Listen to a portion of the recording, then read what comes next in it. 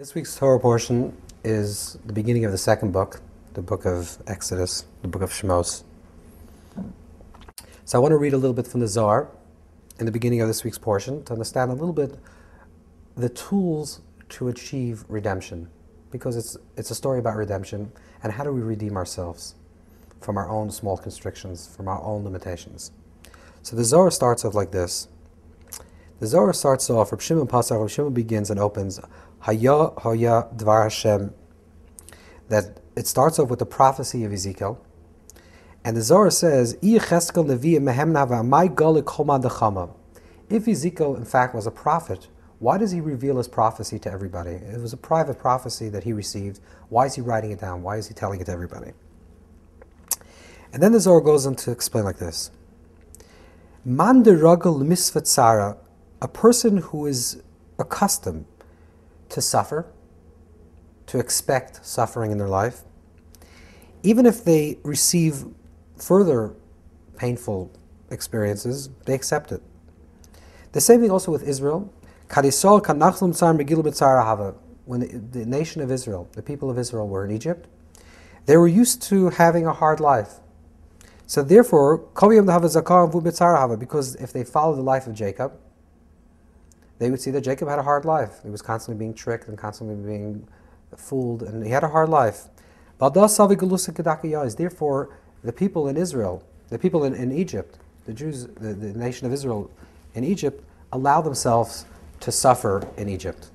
In contrast, the Zohar says, Yecheskel, the book of Yecheskel, of Ezekiel, which speaks about at the end of the destruction of the first temple, and the people are then going down into exile, they did not expect to go down into exile. And therefore, the Zohar says, when there was a revelation to Yecheskel, to the prophet, it wasn't a personal revelation, it was a revelation that was meant to be received by all people. What this means is the following. It's a very deep idea. That sometimes in our life, and we'll see how this works in terms of the collective story of the Jewish people in Egypt, sometimes in our life, we get stuck in a certain story.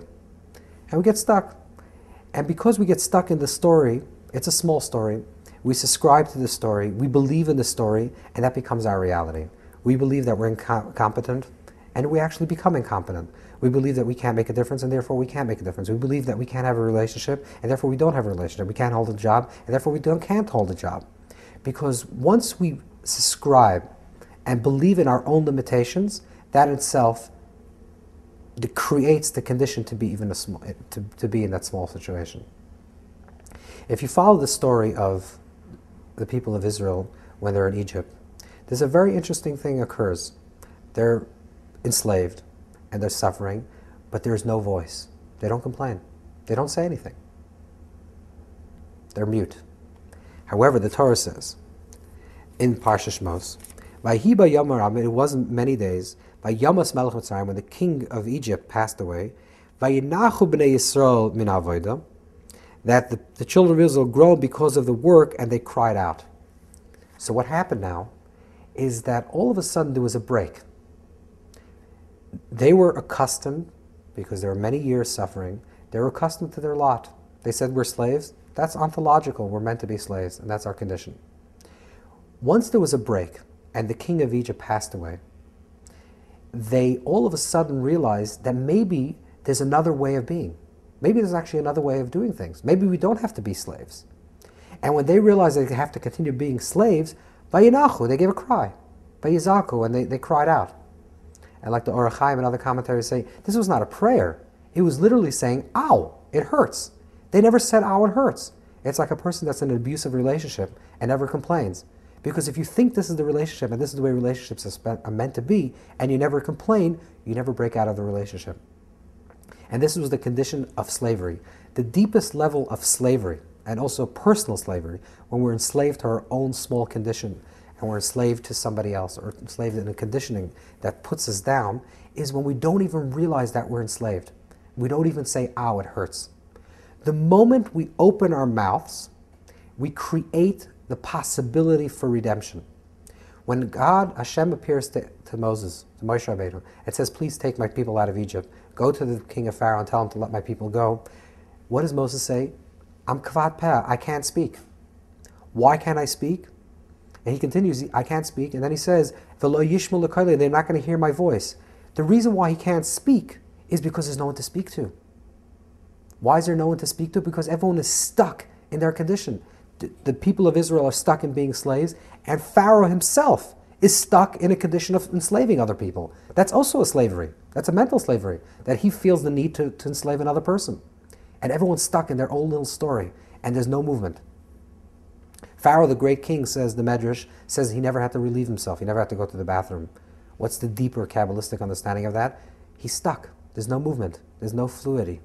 There's no flow. When the people of Israel just said, ow, it hurts, that created a softness within themselves. And then Vayishma Hashem es kolenu, God heard our prayers. Why did God hear our prayers? Because it was an opening below, which opened up the possibility for ourselves to be freed, and that gave the initial inspiration to start reaching our freedom. And this is a fascinating story because it starts off with a people that have no voice. Even though the whole story is called Shemot, which means names, voice. But if you look at the beginning of the whole tale, there are people that are voiceless people that have no names.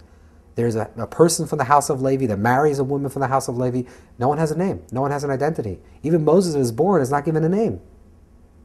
This is a nameless people with no voice.